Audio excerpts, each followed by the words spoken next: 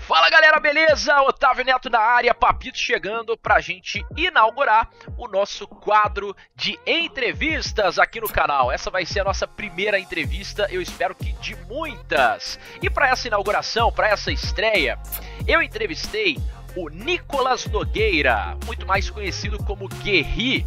Ele que é coach do time masculino de CSGO da Fúria e que recentemente esteve envolvido em um assunto tanto quanto polêmico, em um assunto tanto quanto delicado, que foi aí o bug dos coaches dentro do CSGO e uma denúncia de que ele poderia ter usado isso a seu favor. O Guerri já tinha falado sobre isso em suas redes sociais, já tinha publicado um vídeo em sua defesa. Claro que a gente falou sobre isso ao longo da entrevista.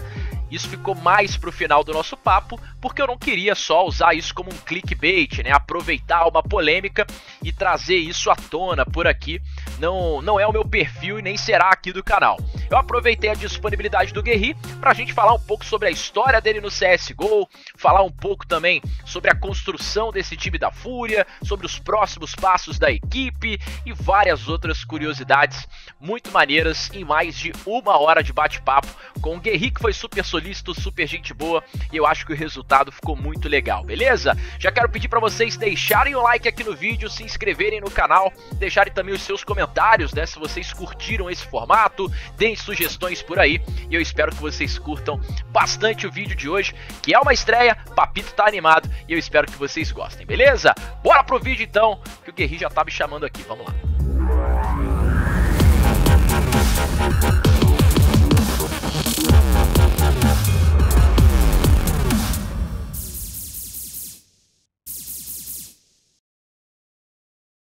Fala Guerri, beleza cara? Primeiro, queria te agradecer, obrigado aí por você ter aceitado esse convite e trocar essa ideia aqui comigo. Sei que você é um cara que tá super atarefado aí com o trabalho, com os treinos, com a preparação do time também, com essas especulações recentes, muita coisa acontecendo ao mesmo tempo, então brigadaço mesmo por você aceitar bater esse papo aqui comigo. A primeira entrevista do meu canal, do meu novo canal pessoal aqui, cara. Uma honra pra mim. Que isso, Otávio. Como eu já te disse até fora do ar aí, a honra é minha, muito feliz de estar aqui sendo o primeiro entrevistado no seu canal. E eu agradeço pelo convite e vambora. Bem, cara, eu queria que você começasse falando sobre a sua carreira, sobre a sua ligação com o CS, na verdade. Eu acho que muita gente que vive o cenário hoje em dia, que acompanha, sabe quem você é, sabe e conhece o Guerri. Você é uma figura presente e recorrente já há muitos anos dentro desse universo, mas poucos conhecem a sua história, né, cara? Fala como que você surgiu pro CS, como que o CS surgiu pro Guerri, e a partir de qual momento isso foi se profissionalizando pra você e se tornando realmente uma parada importante na tua vida? Legal. Eu vou ter que ir muitos anos atrás aqui para começar a contar essa história. Tamo velho, tamo velho. Eu tô com 30 anos, eu comecei a jogar com 12, né? Com 12 anos, então já fazem 18 anos aí que eu conheci o Counter-Strike e mudou a minha vida, né, de uma forma que realmente eu não esperava. Então eu sou um apaixonado pelo Counter-Strike, pelo jogo, pela competição. E então contar a história da a história da minha vida, ela se entrelaça com a história do Counter-Strike. Então basicamente naquela época de Lan House, quando explodiu no Brasil, nos anos 2000, assim, eu tinha lá meus 12 anos de idade, tava na escola, né, e pelo que eu lembro, acho que quinta, sexta série ali, e aí uma vez os amigos falaram, um jogo novo, tá todo mundo indo jogar um jogo na LAN, eu falei, LAN, jogo? Vamos aí. E aí, quando eu sentei e joguei, foi amor à primeira vista, assim, eu viciei rapidamente e passei fases de corujões, sexta, sábado, jogava, tinha conta na LAN. E aí depois de um certo tempo eu comecei a jogar melhor, assim. Aí começa um clãzinho com os amigos, aí começa a treinar com os times melhores, aí vai conhecendo mais o cenário competitivo, e aí foi crescendo até que o primeiro time sério assim mesmo, era um time de uns amigos de um bairro de São Paulo, e a gente começou a treinar com outros times, aí eu pulei para um time melhor, aí pulei para um time melhor, até que quando eu eu me vi em 2005, assim, eu já tava jogando um nacional, já jogando com amigos meus de longa data que são o PRD e o Spaca, né, que até hoje eles estão aí no nosso cenário, né, o PRD como coach, o Spaca como comentarista, né. Gente boníssimas também, né? Então a gente foi ficando velho, mas a gente na verdade era a nova era do CS, porque na verdade foi uma das últimas levas do CS 1.6, porque o pessoal que já era profissional, que já jogava, que já ganhava dinheiro com isso, eram os times do Kogu, do Pava, Pred, Gaules, era G3X, MBR, GC, tinham vários times naquela época, então a gente era os novinhos ali naquela situação. E aí a gente foi crescendo, foi dando trabalho para times maiores. Naquela época o CS era muito regional, né? Então você tinha time paulista, time carioca, time baiano e por aí vai. Então eu passei, né, vamos dizer assim, essa parte old school eu vivi bastante.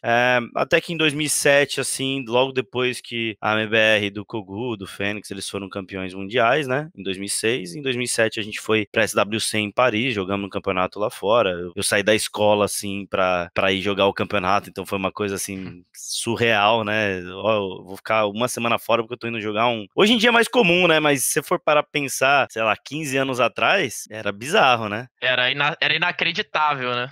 Inacreditável. Então, assim, foi muito gostoso essa parte da minha vida, porque ela foi muito gostosa, porque eu realmente eu vivi o lado do hobby, vivi o lado da competição. Eu me deparei num momento onde eu já estava um pouco mais velho, eu já tinha ali meus 18, estava saindo do colégio, eu tinha que começar uma faculdade, tinha que começar a trabalhar para ajudar minha mãe, sou eu e minha mãe só. Então, eu não conseguia mais dar o mesmo foco que eu queria pro jogo.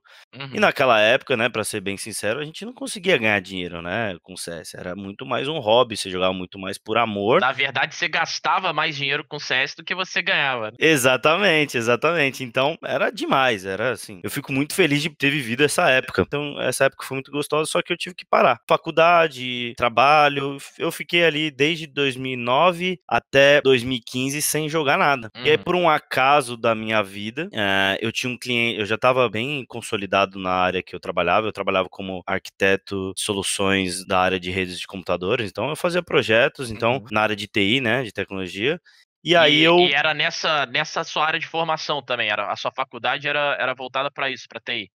Isso, eu fiz redes de computadores, né, Uhum. uma faculdade de tecnólogo, né, Uhum. de 2 anos e meio, porque na área de TI, assim, ser bem sincero, a faculdade ela é importante pra você ter ali o básico, mas o que realmente faz a diferença são cursos, são certificações, então eu foquei muito nisso. E aí, uma dessas vezes que eu fui pro meu cliente no Rio, um amigo meu da época de CS do Rio mandou uma mensagem, pô, você tá aí no Rio, vamos comer um japa? Eu falei, vamos aí. Fui comer um japa com ele, ele falou, acabei de sair da casa do Pava. E o Pava foi um cara que no final ali da minha carreira em 2009, a gente se tornou muito amigo, porque eu fui do time dele, eu passei um mês na casa dele, meio que de férias, assim, né? Quando ele falou que tava no Pava, eu falei, porra, me passa o WhatsApp do Pava, perdi o contato com ele e tal. Aí a gente acabou indo na casa do Pava no mesmo dia, ele tava jogando CS, Como e, sempre, né? e aí, e o mais engraçado, ele tava jogando CS contra dois amigos meus, o Spaca e o Leon. O Leon foi um cara que jogou muito comigo também, em vários times na época no 1.6. E eu falei, nossa, que da hora de jogar um round aqui. Eu joguei e tal. Eu falei, nossa, aí meio que eu senti aquela vontade. Eu falei, nossa, que legal aí, que jogo diferente, porque eu não tinha visto o CSGO, né? E aí eu, assim, eu cheguei quinta-feira em casa, na sexta eu fui na Santa Efigênia, lá em São Paulo, comprei um computador, saí com ele debaixo do braço, comprei monitor, comprei mouse e teclado, comprei tudo. E no sábado eu joguei meu primeiro pug com o Pava. E no primeiro round, assim, eu fiz um ace, né? Eu E matei os ali 5 tava bonecos. escrito, né? E ali eu falei, não, agora eu tenho que voltar a jogar isso aqui. Pô, Cara, eu esse sei dia então jogar. foi o divisor de águas pra você, né, cara? Se você não tivesse Foi, ido nesse foi. japonês aí com seu amigo aqui no Exato. Rio de Janeiro, você talvez não tivesse onde você tá hoje com esse ofício que você tem hoje, né? Com certeza. Eu acredito muito que a vida é feita de escolhas, né? Então, Uhum. a minha decisão ali de ter aceitado ir no japonês, depois de ter ido atrás do Pava e tal, me levou para esse caminho. Óbvio, várias outras decisões me trouxeram aqui, mas ali eu voltei, falei, não, vou voltar a jogar. Aí voltei a jogar. E aí aconteceram várias coisas nesse meio tempo, mas uma delas foi que eu conheci o Akari, e num momento onde a gente ficou sem organização, eu continuava trabalhando, né, e jogando, então eu trabalhava o dia inteiro e jogava à noite, treinava à noite, assim, treinava até 2 da manhã, aí acordava às 7 para ir trabalhar, então, porque eu amo o jogo, então eu fazia com gosto, só que já tava encaminhando para eu parar de trabalhar porque eu queria focar no CS, sabe? E aí eu fui atrás do Akari num momento e ele tava querendo investir no Counter-Strike, no esports, criar uma organização e tal, e acabou que a gente conversou e começamos um projeto para startar uma organização, Que foi daí que onde surgiu a Fúria. foi daí que surgiu a Fúria. A Uhum, Fúria, eu me lembro quando ela surgiu no Brasil, acho que foi ali em 2017, você me corrige se eu estiver enganado, ela apareceu isso. com uma proposta muito ambiciosa na época, eu me lembro bem disso, que era se tornar ali o melhor time do Brasil em meio a um cenário que ele estava muito efervescente aqui na época. A gente tinha muito time, a gente Isso. tinha muita coisa acontecendo, muita gente boa jogando e muita gente investindo também. E aí eu me Isso. lembro de narrar muitos jogos de vocês numa line Aham. que tinha você como player, e aí tinha o Spaca, tinha eu acho que o PRD também, e aí Isso. tinha o BLD, se eu não tô enganado, e mais um, talvez o Isso. Vini. E o Vini. Era o Isso. Vini? Ah, então a minha Isso. memória não tá E o tão Vini. ruim assim. Tá boa. E aí, cara, eu imagino que essa tenha sido ali a primeira line de vocês, o começo disso tudo. Foi bem E no começo ali, não foi a primeira line, mas foi bem no começo ali. entendi, você era o capitão daquele time, não era? Eu era o capitão, então nessa conversa com a Kari, eu falei que eu queria jogar, que eu era o capitão. E então foi ali que começou, e a gente começou ali no meio de 2017, ali em agosto, Uhum. então a gente fez aí 3 anos, fazem nem um mês, né? E aí a gente começou, na verdade, a chegar em finais, a gente sempre perdia na final, Eu acho lembro que que foi tinha coisa de umas essa. 7 finais, assim, que a gente chegou e perdeu. Eu lembro disso, cara. Tinha um pouco dessa mística do vice-campeonato pra vocês ali, que de É, certa forma deixava tinha. vocês Isso bravos, em né? 2017. Uhum. E aí, assim, eu já tava ali nos meus 27 anos, já tava indo pra fazer 28, eu já sabia que eu não tinha muito tempo de carreira como jogador, no máximo até os 30, então teria o quê? 2 anos de carreira ainda ali. Eu também já não conseguia desempenhar tão bem, eu não tinha o reflexo do moleque de 18, 17 anos. Faz diferença, são poucos jogadores mais velhos que conseguem manter o alto nível. Eu também nunca fui um jogador estrela, eu sempre fui um jogador mais líder, mais de grupo. Chegou um momento que, como a gente não tava tendo resultados satisfatórios, a gente precisava mudar. E assim, foi difícil pra mim. Naquela época eu não tinha a maturidade que eu tenho hoje, então eu queria ser jogador, eu queria conquistar as coisas como jogador, mas eu tinha pessoas muito boas perto do meu lado, o Jaime, o Akari, a minha família, então, e Uhum. todos eles falavam a mesma coisa, que as minhas qualidades eram extremamente importantes e que eu poderia ser um coach de reconhecimento mundial. Isso é muito maneiro, cara. Eu queria te perguntar até sobre isso. Que você disse agora que acabou sendo um processo natural pelo seu perfil, né? Pelo seu DNA de já ser um Isso. líder, de ser um cara que Uhum. já era capitão do time antes e já tinha esse know-how de lidar com as pessoas de uma maneira com mais liderança. Mas eu imagino que tenha sido difícil para você essa transição de player para coach, mesmo Sim. sendo um processo natural, era algo que você não tinha em mente naquele momento, né? Então talvez não tenha sido fácil para você trocar essa chave profissional assim de uma hora para outra. Isso, é exatamente isso que você falou, porque é difícil, mas eu acho que talvez os jogadores profissionais de outros esportes que tiveram que passar por essa transição, talvez entendam isso, mas é uma transição ali naquele momento, foi uma coisa assim, num primeiro momento, um pouco contra a minha real vontade genuína, assim, sabe, Uhum, aquela lá do fundo, mas eu falei assim, porra, onde eu quero estar daqui 5 anos, sabe? Então, pensando na minha carreira a longo prazo, faz todo sentido. Ainda mais se eu já tenho essas qualidades claro. e esse meu perfil eu já tenho essa facilidade, né? Eu preciso aprender várias coisas, eu preciso evoluir como pessoa, como profissional, como coach, mas se eu começar agora, eu vou estar talvez na frente de outras pessoas eu vou ter um processo de experiência que eu vou ganhar bastante coisa. Então, foi esse o pensamento, mas eu virei e falei assim pra ele, eu falei, Jaime, Eu lembro bem de falar a seguinte frase pra ele, falei: "Olha, vambora, pra mim faz todo sentido, eu confio, né, muita gente do meu lado que me ama, me apoiando, só que se eu não sentir tesão e não perceber que eu faço a diferença, eu não vou querer continuar, então vamos fazer um teste, né". Na primeira semana, era como se eu tivesse nascido pra fazer isso. Muito feliz com a situação, parecia quando os meninos jogavam bem, eles davam um HS, eu ganhava um clutch, parecia que eu que estava ganhando. Foi um ponto muito importante na minha carreira. Como foi aceitar ir lá no japonês e voltar para o É meio. o que a gente estava falando da vida, ter esse tipo de decisões de escolha. Você, nesse momento, Sim, você precisava se reinventar, né? E aí você teve esse clique. isso, Pô, eu não vou ter uma carreira longeva se eu já tô aqui com 27 anos como player, então eu preciso me readaptar ao que a vida tá me oferecendo, né? E você, isso. tendo esse ponto de largada antes até, né? Quanto antes, melhor. Eu acho que faz muita diferença para você estar onde você está hoje e ter se consolidado, inclusive da forma como a Fúria fez fora do país. É, então, beleza, fazendo essa linha do tempo, vocês saíram e foram para os Estados Unidos, e eu imagino que Isso. tenha sido um período grande de adaptação para vocês, né? Mas assim, no meu Sim, ponto de vista, tá? Vocês tinham uma estrutura muito bem planejada, que eu acho que auxiliou muito dar esse suporte necessário para os profissionais trabalharem.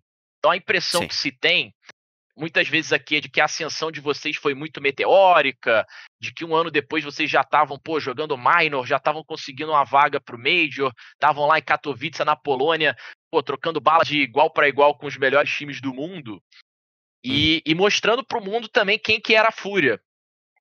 Então conta pra gente como que foi esse processo, né? A longevidade desse trabalho em treinar um time que é tão jovem, né? A Fúria é um time que tem essa premissa de ter jogadores jovens, mas que mantém essa line a longo prazo, com um modelo de gestão, que eu acho muito interessante. Isso, inclusive, chegou a ser tema de discussão no início da Fúria aqui no Brasil, né? Os Uhum. contratos dos jogadores, as multas altas estabelecidas. Fala como que isso se firmou positivamente para vocês nesse processo do crescimento desde que vocês chegaram aí nos Estados Unidos. Eu acho que a primeira coisa que tem que ficar clara é que o projeto ele sempre foi pensado para se tornar o melhor time do Brasil como uma primeira fase, e depois se tornar uma referência mundial e buscar o melhor do mundo, né. E não só como time, mas como organização. Esse processo foi: "Vamos ser o melhor time do Brasil". Conseguimos ser o melhor time do Brasil ali por 3 meses, dominando bastante o cenário, ganhando 7 títulos seguidos, sei lá quantos, então agora vamos para o próximo passo. Agora a gente tem a capacidade de ir para o próximo passo. E o próximo passo era campeonatos internacionais. Então, quando a gente veio para os Estados Unidos, a gente começou a ter oportunidades que a gente não tinha. Primeiro o planejamento, depois bem dividido as funções dentro da empresa, né.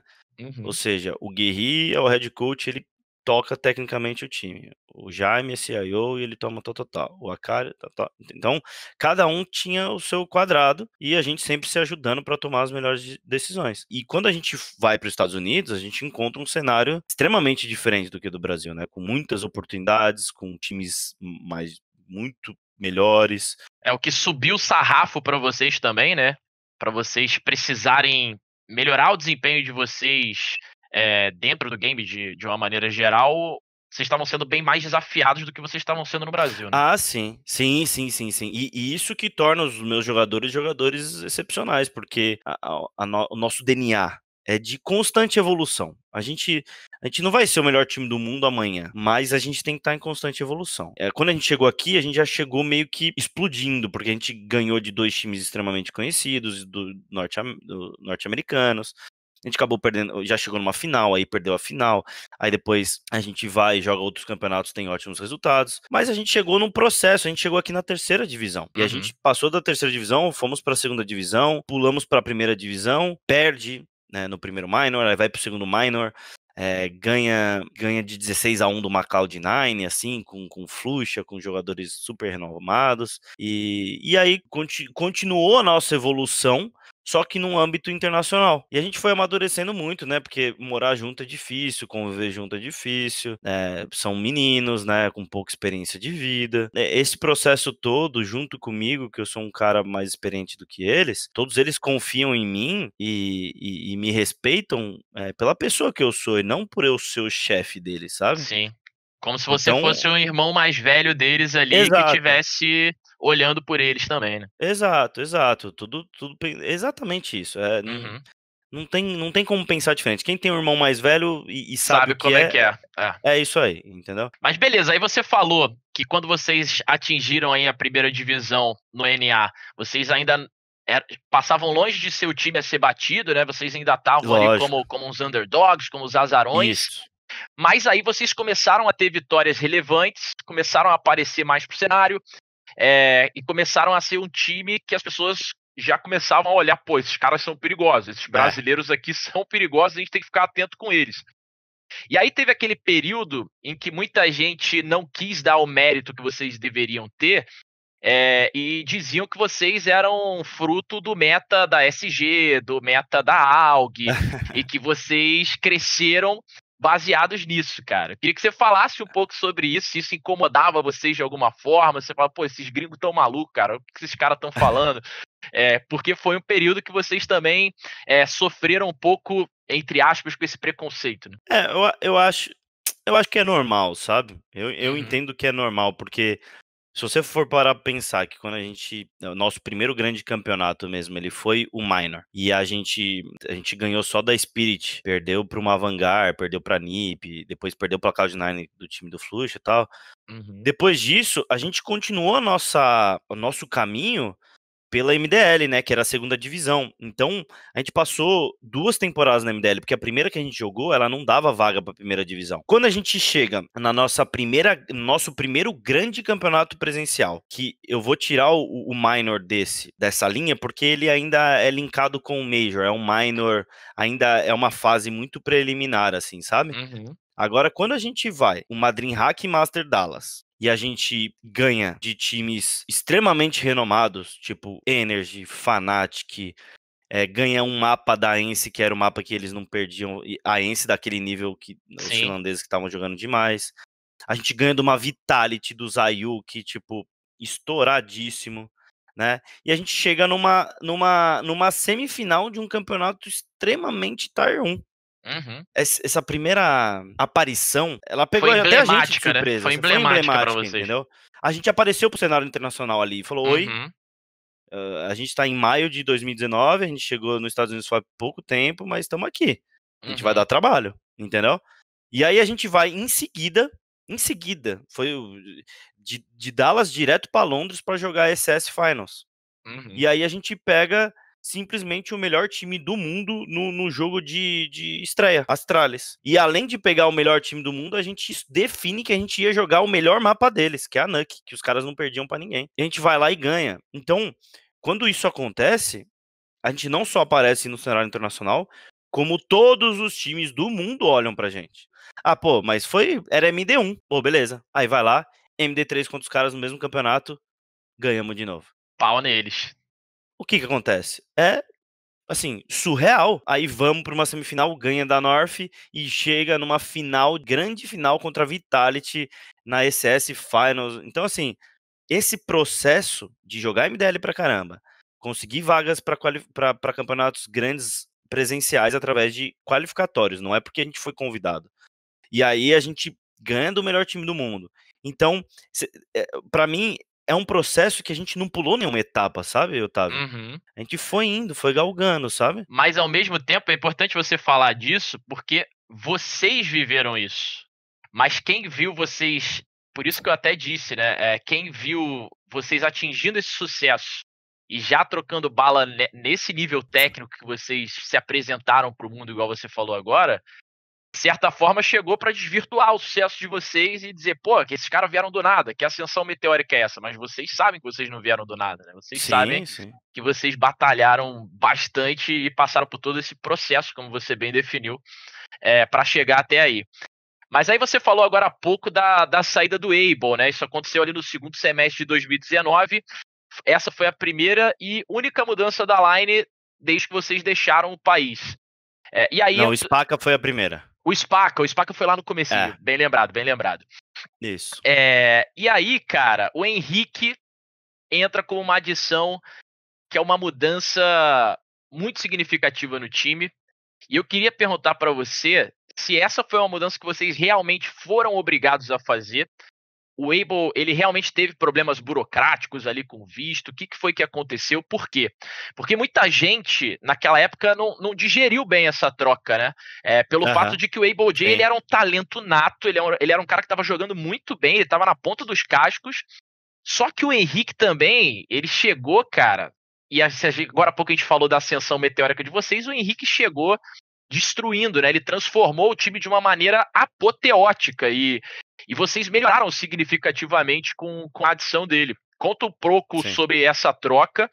Por que você acha que o time encaixou tão bem com o Jacaré e o porquê da saída do Abel também naquele momento? Esse foi um momento muito difícil pra mim, assim, pessoalmente falando, né? É muito Uhum. difícil, na minha profissão, eu tenho que ser o cara que toma decisões difíceis e que cobra muito os jogadores. A primeira mudança foi o Spaca, que ele já é meu irmão. Eu conheço o Spaca desde os meus 6 anos de idade. Uhum. Ele é um amigo pessoal, que foi extremamente difícil de fazer, e tem que ser eu, né? Sim.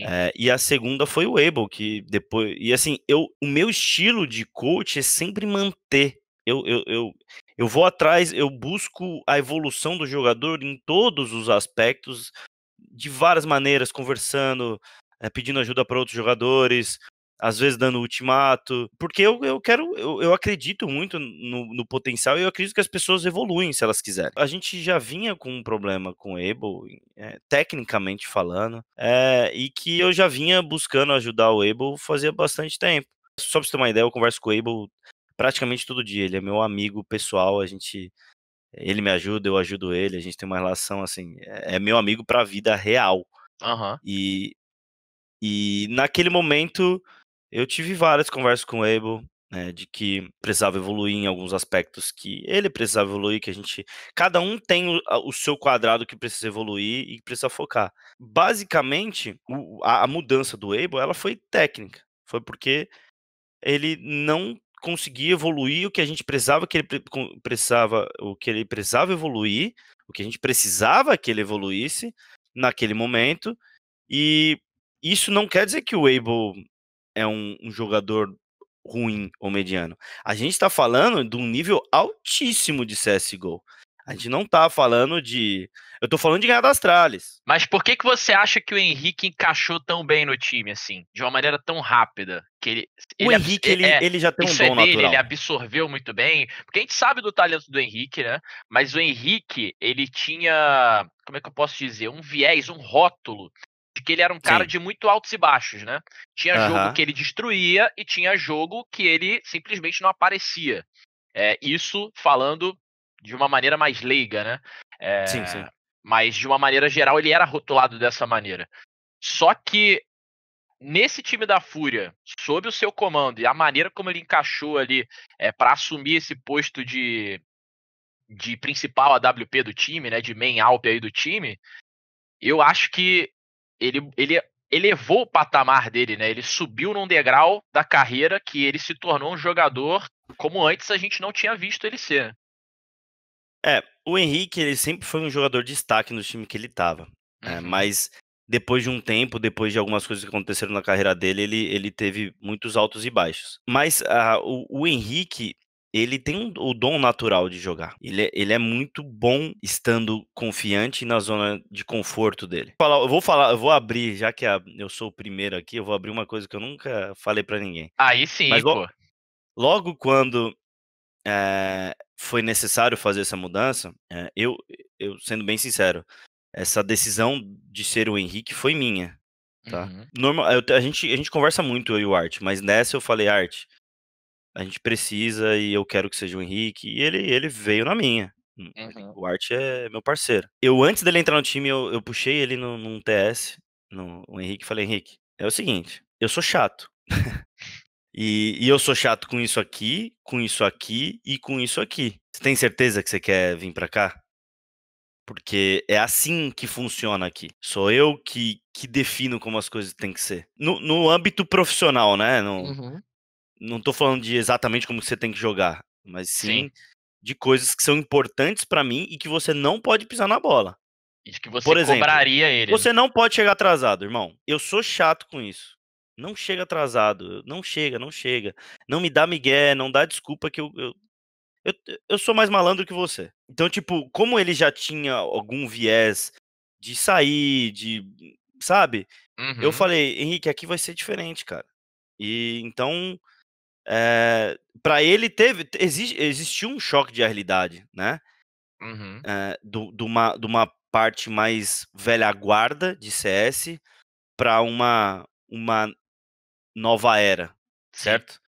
Então, e eu acho que esse foi, vamos dizer assim, um ponto ali mais difícil, mas que o Henrique ele é um cara, ele é um ser humano diferente, ele é um cara assim que é gostoso estar do lado, ele é extremamente pra cima, ele é Uhum. parceiro, ele é amigo, Alto ele astral pra caramba, alto né? astral pra caramba.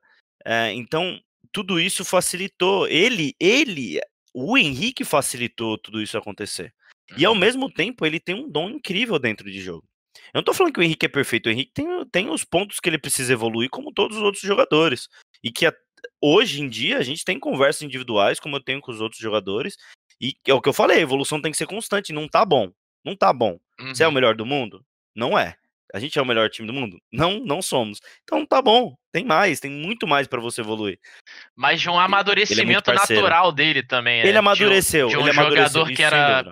que era mais garoto, mais menino, mais baladeiro, para um cara que já começa a Isso, pensar numa vida mais adulta e do lado isso. profissional da coisa, né? Isso é legal que você falou, Otávio, porque esse sempre foi um papo que eu, a Cara e o Jaime, a gente sempre levou pra esse caminho, que é, a gente precisa de seres humanos bons, a gente precisa de seres humanos responsáveis, então a gente precisa cuidar deles como pessoa.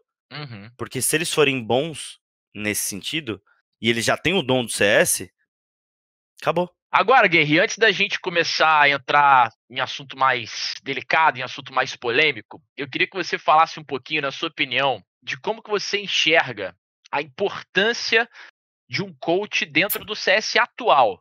Tá? Você já falou sobre o seu ofício, como que isso funciona no seu dia a dia, como que foi a transição para você de player para coach.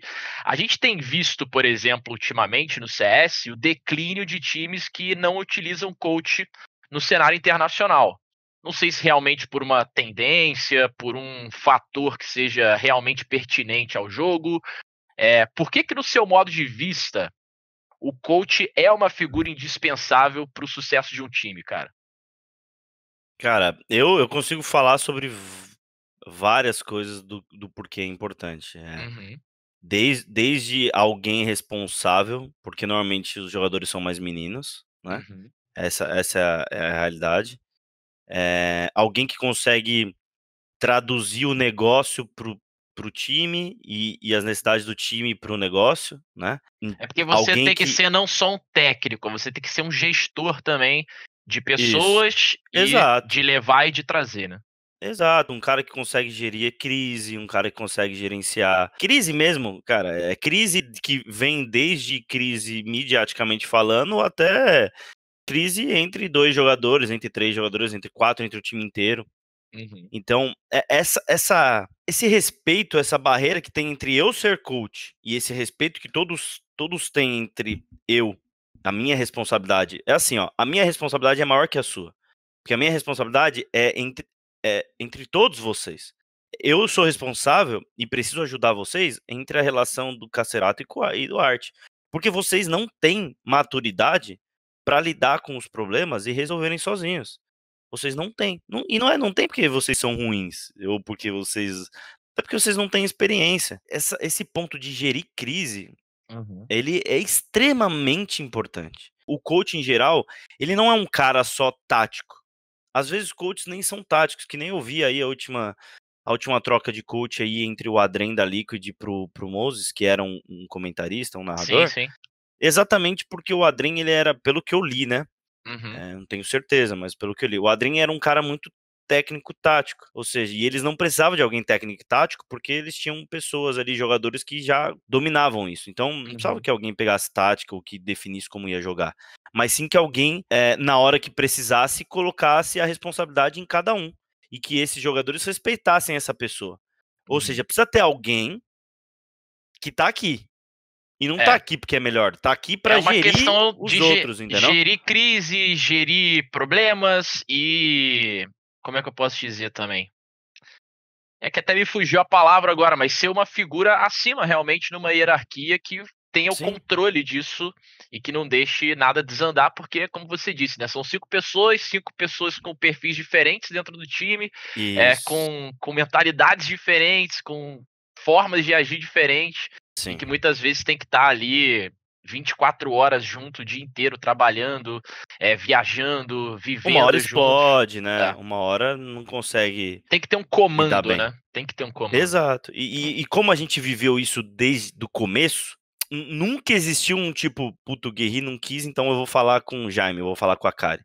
Porque eu sou responsável, eu sou o Akari, eu sou o Jaime, entendeu? Sim. Então, a gente nasceu assim, não teve uma dificuldade pra isso acontecer, entendeu?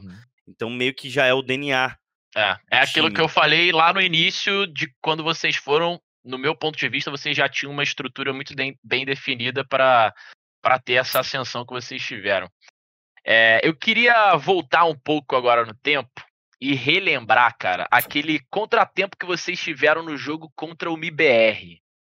Naquela ocasião, para quem não se recorda exatamente o que aconteceu, em determinado momento ali do jogo, jogadores do MIBR travaram no mapa. Isso aconteceu e eles solicitaram a volta do round, né, o reinício do round. O que teria chateado eles foi uma demora por parte da Fúria em aceitar que o round fosse restartado naquela ocasião, que eles consideraram uma falta de fair play, eles ficaram bem bravos com isso na época. Você bateu no peito, você assumiu a responsabilidade por essa conduta. Eu lembro muito bem, você inclusive blindou os jogadores durante e depois também.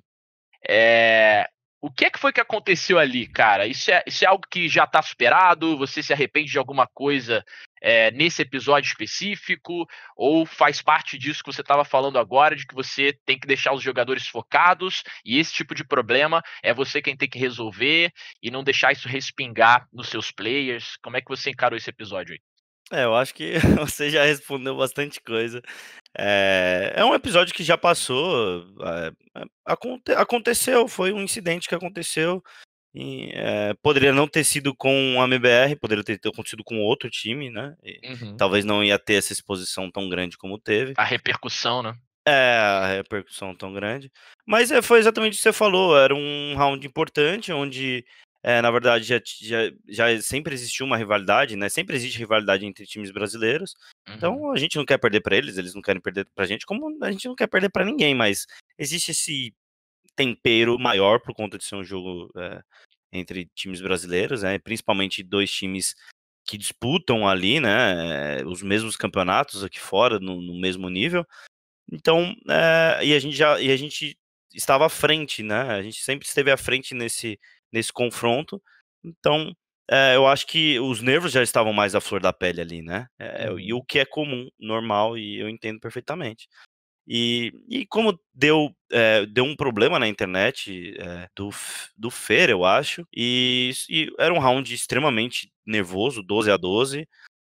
O Art foi ali pescar a banana ali de TR, e aí ele começou a abrir e viu um boneco agachado e ele atirou. Não dava pra perceber que ele tinha travado. Simplesmente não dava ali naquela situação. Veio granada, veio um monte de coisa e você vê um boneco agachado ali, atirou. E a gente é um time explosivo, né? Então quando ele atirou e matou ele já viu o segundo só metade do corpinho ali na base. Quando ele viu, ele falou: o Fallen tá base, vamos, acelera, acelera. E foi exatamente a hora que o Fallen voltou. E aí ele voltou e saiu correndo e foi pro 3D ali e pediram um not live. A única coisa que eu falei pros meninos, falei: olha, a gente já matou um jogador, continua o round, não para de jogar o round. Eu falei isso. Não para de jogar o round, joga o round.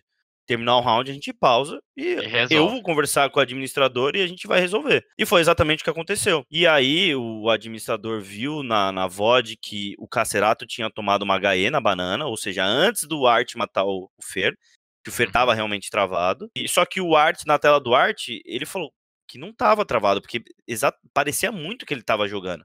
Ele tava num pixel, assim, que parecia que ele tava jogando. E o segundo também tava num pixel que ele parecia que tava jogando. Ele tava meio corpo na base, como se ele estivesse só spotando e pegando informação pra ver se ia acelerar. E então aí o admin falou que já tinha tomado dano na HE do o Cacerato tinha tomado dano lá atrás e que não ia voltar o round. E aí foi aí que começou o grande problema, porque a BR se sentiu injustiçada porque tinha travado e pela regra não deveria voltar. Então eles queriam que a gente desse o fair play e que confiassem neles que tinha travado. Só que pra gente não parecia que tinha travado. Então, e aí eles falaram que tinha gravação, a gente esperou a gravação, e aí quando a gente viu a gravação tava no Twitter e já tinha se tornado público e já tinha virado uma repercussão gigante.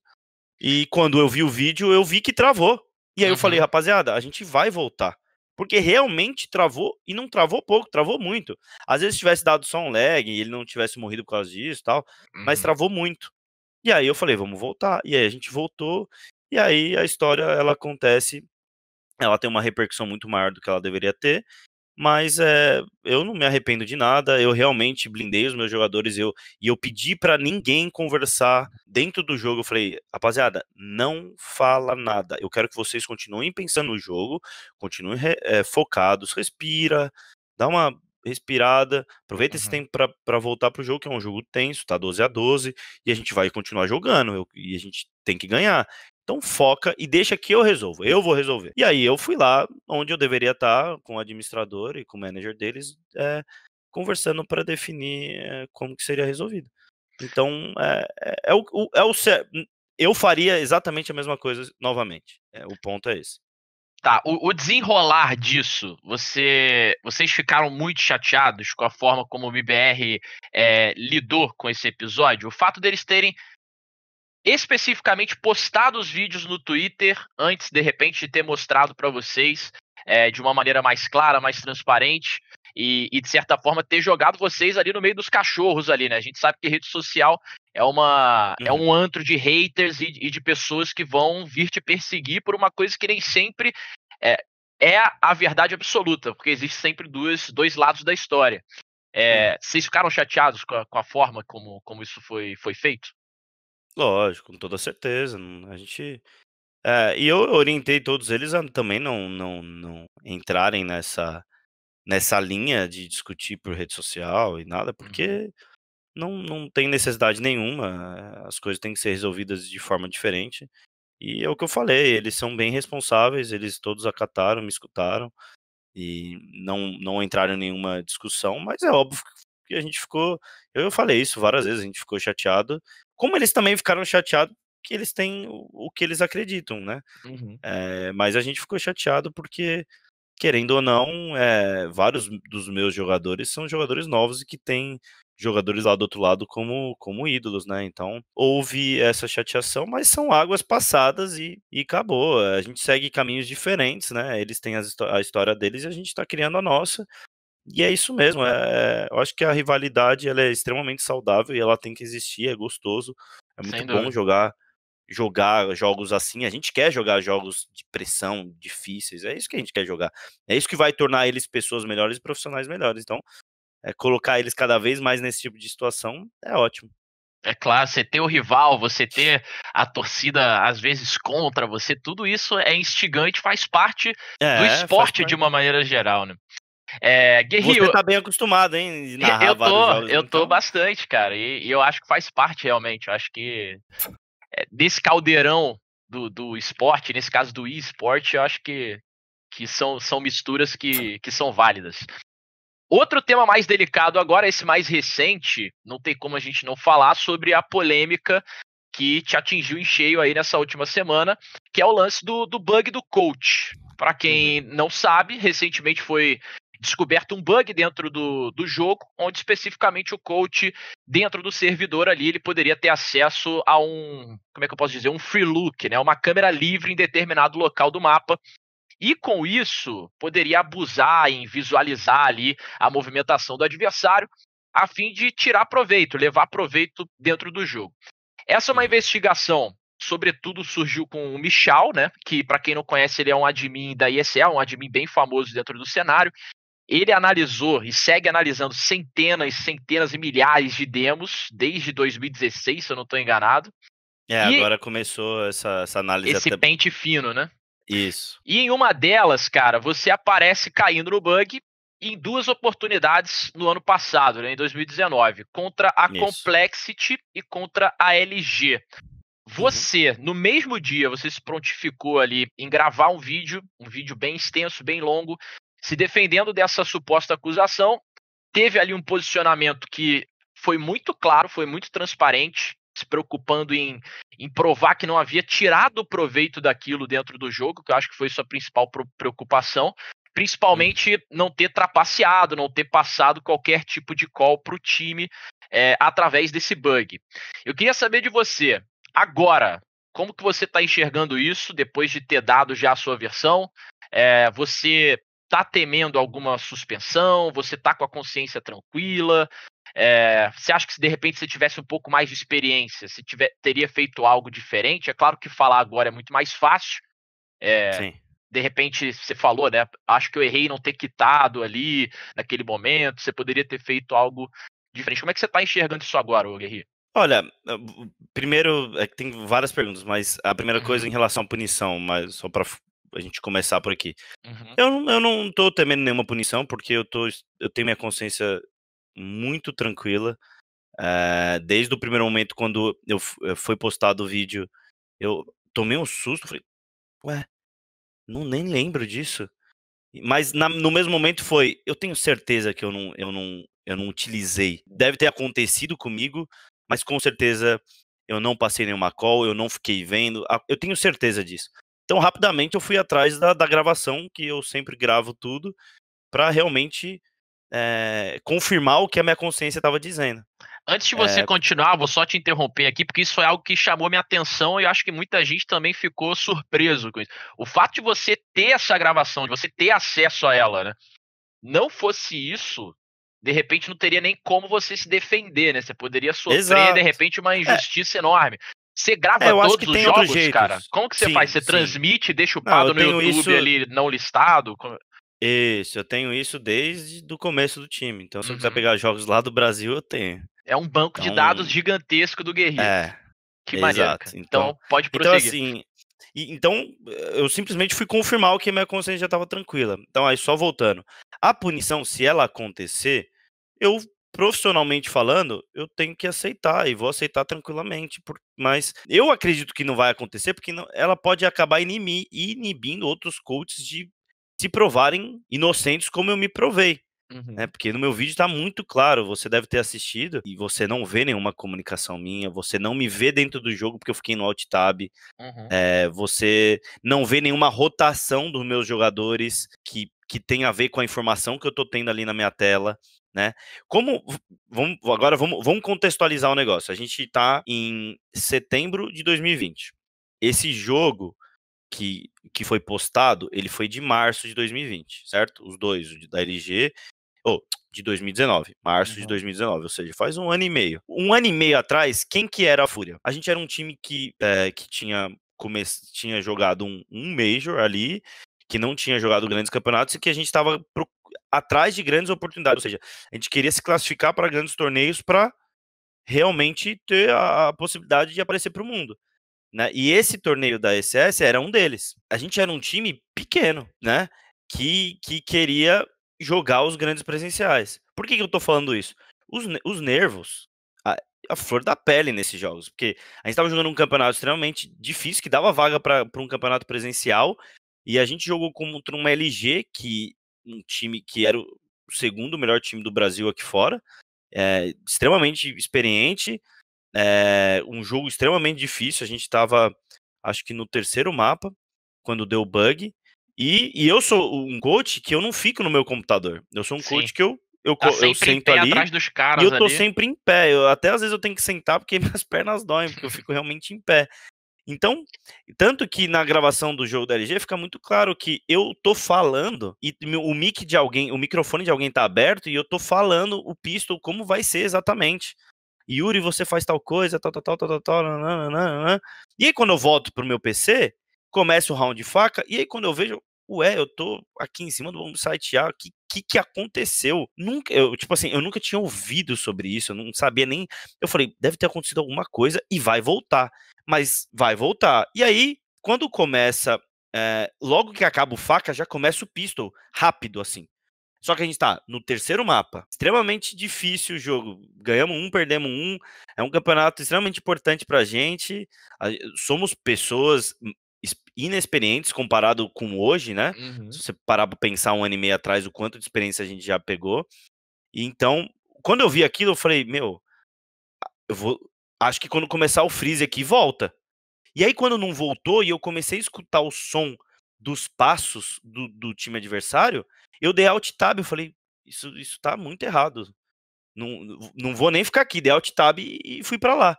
Uhum. E não vi mais rolar o pisto. Tanto que na minha tela não tem ninguém no bomb site A, ou seja, o pessoal, o CT tá na B e a gente vai B. Ou seja, o pistol que eu passei lá no começo, a gente fez o mesmo. Eu podia muito bem, se eu quisesse me aproveitar, falar pra descer a escada, mas eu não tava nem vendo, porque quando Uhum. eu vi que tava errado, eu falei, eu não vou ficar aqui. Então, e aí isso acontece, e aí quando acaba o pistol, a minha voz tá até um pouco eu tô desesperado mesmo, eu tô, pede pause tá técnico, aí o arte técnico, é técnico, aí eu saio e volto. Quando eu volto, eu tô numa câmera de terceira pessoa, nos meus jogadores, mas em terceira pessoa, que também eu posso ter informação. E já Uhum. começa o próximo round. E aí a gente vai pro próximo round, eu vejo que tá assim de novo, eu dou alt tab para eu não, porque eu percebi que ainda dava para eu ter informação, dou alt tab. E aí o Vini fica numa situação de 1x3 assim, eu volto. Quando ele vai pra um lugar onde eu vou conseguir ter informação do outro time, eu dou alt tab de novo e na tela fica muito claro que tem um jogador fundo assim, não tem nenhuma comunicação minha, ele morre, a gente perde, e quando volta pra base, ou seja, tá 1-1, quando volta normal. Voltou, eu tô certinho como eu tenho que estar, não tem mais nenhum bug. Uhum. Então ali naquele momento foi assim, aconteceu alguma coisa que eu não faço ideia o que é, mas voltou, tudo bem, vamos, segue o jogo, vambora. Então foi isso que passou pra mim naquele momento. Aí depois de alguns dias, 2 dias eu acredito, a gente jogou contra a Cole. E a gente, eu acho que já tinha ganhado o primeiro mapa, a gente foi jogar o segundo na Mirage. Eu tava na mesma situação, conversando com os meninos, quando eu vejo, eu tô em cima ali do meio. Uhum. Aí eu, ué, de novo essa porra? Não sei nem se pode falar palavrão, desculpa. Pode, pô. De novo isso aí? Aí eu, caramba. Aí começou o faca. Começou o faca, aí eu acho que a gente ganha o faca, até agora estão zoando o Vini pra caramba. Eu falei, aê, Vini, linguição. Brinquei com ele assim. E aí, quando eu falei, bom, o que aconteceu no jogo da LG voltou. De novo, a gente tá num jogo que tá. Eu tô na semifinal. Se eu ganhar, eu vou pra final num jogo contra um time muito bom, que é a Cole. Lembrando o que eu contextualizei, a gente era um time que estava atrás de oportunidade. Sim. Então era um jogo tenso pra gente. Então, a minha decisão ali eu não posso falar nada pros meninos do que tá acontecendo, porque senão eu vou deixar eles tenso. Uhum. Eu não quero. Até em relação a pausar, como eu saí no jogo da LG e eu desconectei e voltei e não resolveu, e do nada resolveu, eu falei, bom, isso aqui vai voltar, mas eu não vou ficar aqui. Eu Uhum. vou, eu vou dar alt tab e vou ficar atrás dos jogadores. E foi isso que eu fiz. Então, na comunicação inteira, não tem eu dando nenhuma informação. Meus jogadores jogam, morrem de lado. Na minha tela aparece o jogador, eu poderia ter dado a comunicação, mas eu evitei olhar. Eu só voltava a olhar para dar o tab para eu ver a economia. Para Uhum. eu não ter que ir no meu jogador e apertar o tab no computador dele. Então, agora, aonde está o meu erro? O meu erro tá de não desconectar de novo e não falar com o admin. Porque exatamente eu linkei com o que aconteceu no jogo do LG, que aquilo ia voltar. E que eu jamais iria utilizar nada. Então, a minha consciência, aquilo meio que apagou da minha consciência. Tipo, aconteceu um problema, eu Foi, tô com a minha consciência voltou. tranquila, porque voltou, eu não utilizei nada, essa porra aí vai voltar de novo. E se não voltar, eu também não vou utilizar. E não vou falar nada, e foi exatamente isso que aconteceu. Então, quando aconteceu o post, caramba, eu fiz isso? Eu tenho certeza que eu não fiz isso. Não fiz. Só que, qual que é o problema? Quando você pega só a demo, e você põe no coach, e aí você vê exatamente eu mexer a tela, o que parece? É Parece óbvio que que você tá parece. mexendo a câmera, né? E parece que eu estou trapaceando. Parece que eu estou utilizando aquilo para o meu benefício. E quando você pega a comunicação, e existe a minha defesa mostrando tudo isso, tanto que a repercussão foi extremamente positiva, o que me deixou muito feliz. E que mostra que as pessoas realmente confiam no meu trabalho e sabem quem eu sou. Os meus jogadores, eles não me questionaram. Ele falou, Guerri, você não fez isso, eu tenho certeza. Nunca você falou nada, né? Tipo, ai, cuidado ali com os caras. Nunca. Então, assim, a minha consciência desde o primeiro momento, ela teve tranquila, mas, porra, agora eu tenho que me provar, porque não é mais só me provar pela fúria. Eu tenho que provar o meu caráter pro Claro. mundo, né? O Claro. meu trabalho. Então, eu, exatamente depois que acabou o jogo contra a Cloud9, e nesse dia ainda a gente tinha jogo contra a Cloud9, pela estreia da Pro League. Então, foi um dia bem conturbado, mas a gente conseguiu fazer o vídeo, né, e postar.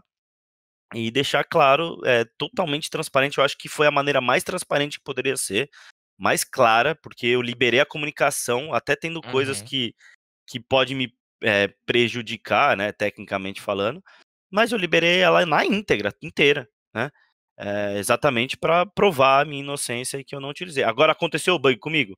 Aconteceu. Depois que teve outras vezes, acho que até recente, o Michel mesmo, ele, quando postou sobre o que aconteceu, ele me mandou mensagem falando que ele viu acontecer várias vezes comigo e todas as vezes eu desconectava e voltava. Que ele até me elogiou por isso. Eu vi Então, que ele postou isso também. então assim, eu realmente acho que eu não queria que que a situação acontecesse, eu nem lembrava, mas eu acho que do que aconteceu foi bem lidado. Acho que ainda podem acontecer outras coisas, né, como ainda tá nesse movimento, né. Eu tô com a minha consciência extremamente tranquila, eu não tenho quando eu vou dormir, eu durmo tranquilamente, porque eu me conheço, as pessoas que estão comigo me conhecem, e eu consegui provar ainda bem que eu gravo e que eu tenho armazenado por muito tempo, e é isso, e se caso aconteça qualquer outra coisa, eu vou ter como provar, eu vou ter como deixar claro para todo mundo que não aconteceu nada, né, que foi exatamente o que foi provado. Eu acho que você contextualizando tudo isso e tendo como suporte, né, as imagens, o áudio, a comunicação de vocês, e principalmente algo que é tão delicado para você como pessoa, né, numa questão ética, numa questão moral, eu acho que não Isso, teria nem tido tempo de você pensar em como construir uma desculpa desse nível, e de uma maneira tão transparente como foi, você mostrar, inclusive,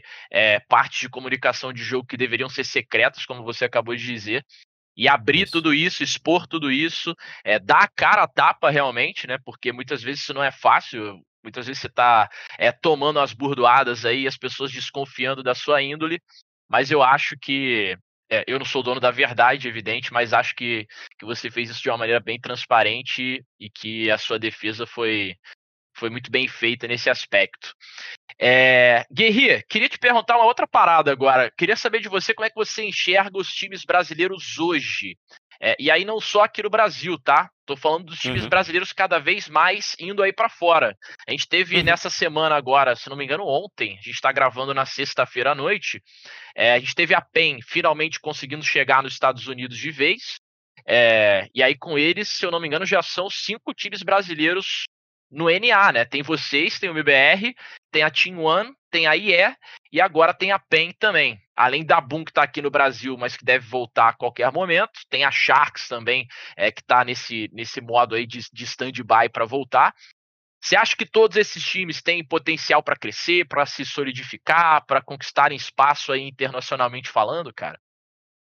Eu espero que sim, eu acho que tudo isso que está acontecendo com Counter-Strike, no geral, ele é extremamente positivo porque ele deixa o jogo cada vez mais competitivo, ele dá mais oportunidade para regiões que não têm oportunidade. Então, quando você pensa 3 anos atrás em ter quase 7 times aqui fora, é inimaginável, né? Então, eu vejo com muito bons olhos, eu acho que é extremamente positivo. A gente passou por esse processo, é um processo longo, é, difícil, mas que se os times tiverem uma boa cabeça, trabalharem duro e assim saber lidar muito com todos os obstáculos e os desafios que aparecerem, eles têm total condição de se mostrar para o mundo todo, né, como a gente se mostrou, porque a gente passou por esse processo, a gente citou, igual a Penha, né? A Penha, você falou da Penha agora. A Penha ela ganhou vários campeonatos ali no ano passado e ficou claro que eles eram o melhor time do Brasil, né? Uhum. Antes da Boom voltar. Eu narrei E vários jogos da PEN, eu narrei eles ganhando o Brasil Game Cup, ganhando o GC Masters 2 vezes, eles ganhando, ganharam vários campeonatos. E foi dominando mais ou menos o que a totalmente, gente é. fez. Foi mais ou menos o que a gente fez. A gente também fez isso. E aí, esse processo é um processo muito bom. Então, ou Uhum. seja, eles se mostraram como o melhor time do Brasil e agora vão para o próximo passo. Esse próximo passo, ele é infinitamente mais difícil do que o primeiro passo do Brasil. Então, é esse realmente que faz a divisão. Uhum. Mas Separa os eu homens dos acredito. meninos ali, né? Mas é um processo totalmente viável, né? Como outros times já fizeram, né? Eu acho que Uhum. não foi isso. A gente não foi o primeiro, né? A gente tá ali, hein, vai estar na história entre entre os primeiros, os maiores naquele momento, mas é possível e é muito trabalho pela frente. Então, eu acho que ver o Brasil cada vez mais tendo exposição positiva é muito bom. Então eu torço muito para todos eles e a gente treina com os times brasileiros, a gente treina com a IE, treina com a ONI, né, com certeza a gente vai treinar com a PEN também aqui. Acho que a gente pode ajudar bastante eles nesse momento, porque hoje a gente é um time com muita bagagem e a gente, quando a gente chegou aqui, a gente queria treinar com os melhores e com que tem bastante bagagem para evoluir, para aprender, porque o CS é diferente. Aqui É. fora o CS é diferente. É um caminho que está cada vez mais pavimentado, né? Que já vai tendo uma estradinha Isso. cada vez mais pronta para a galera poder trilhar. Guerri, cara, a gente já tem mais de 1 hora de resenha por aqui, papo bom pra Eu falo caramba. pouco. Ah, somos dois, cara. Narrador, velho. Narrador fala que não para mais. Se deixar, a gente fica aqui por mais bom tempo. Tenho certeza que a gente teria muito mais assunto, muito mais pauta, muito mais desenrole aqui pra gente poder traçar mais tempo de entrevista, mas eu não quero tomar tanto seu tempo também. Queria que você mandasse um recado final aí pra galera que acompanha o seu trabalho, para os torcedores da Fúria, para os seus fãs, dizer aí de uma maneira resumida, se é que é possível, como é que estão os preparativos de vocês para os próximos meses. A gente sabe que tem uma corrida aí em busca de um algo maior, tem esse Major do Rio que a gente não sabe se vai acontecer, se não vai acontecer, mas que vocês estão ali no encalço. Então, uma mensagem final aí pra galera dizendo esse caminho aí da Fúria para os próximos meses. Bom, primeiramente eu queria agradecer o convite. Obrigado, Otávio, Neto. Desde quando você começou no esportes, eu já sabia que você era um cara diferenciado e o que você fez, essa transição, ela é um negócio, é muito bacana e tá aqui hoje um cara que eu sempre admirei, tá aqui hoje fazendo a primeira entrevista no seu canal. É uma honra, então, primeiro, obrigado a você. Obrigado a todo mundo que vai assistir. Eu já estou agradecendo antes porque eu recebi tanta mensagem e tem tanta gente é, do meu lado e não só os torcedores da Fúria, sim, eles são muitos e sempre nos apoiam, mas de outras organizações também, vários me mandaram mensagem. Eu me senti extremamente com sendo confortado por muita gente, recebi muito parabéns então assim, fiquem ligados e podem ter certeza que A gente está aqui todo dia, como eu disse aqui pro Otávio, buscando evolução. Pode ter certeza que a gente não vai conseguir ganhar todas, porque o Otávio deve saber muito bem, não existe time que ganha tudo, mas a gente busca sempre a vitória, a evolução, e a gente trabalha muito duro, como vários outros times trabalham, e eu tô aqui para autorizar ou não autorizar aí o que os meninos podem fazer. E eu agradeço muito a todo mundo e a Fúria. Então, é isso. Valeu demais, Guerri. Obrigado aí por você ter se disponibilizado, pelo seu tempo, por essa resenha. A recíproca aqui é verdadeira. Eu sou super fã também do seu trabalho. Torço por você, torço pela Fúria, que vocês alcancem voos aí cada vez mais altos nessa empreitada de vocês que é tão séria, tão profissional e tão maneira de se ver. Senhoras e senhores, esse foi Nicolas Nogueira, ou para os mais íntimos, o Guerri, junto com a gente na primeira entrevista aqui do nosso canal. Não se esqueçam de se inscrever, de deixar o like se vocês tiverem curtido, seu comentário também, né? Ativar as notificações por aqui, que em breve vem mais novidades por aí. Quem será o próximo, hein? Não sei, vamos pensar. Valeu, Guerri, um abraço para todos. Valeu. Beijo nas crianças, tchau e benção. E eu fui!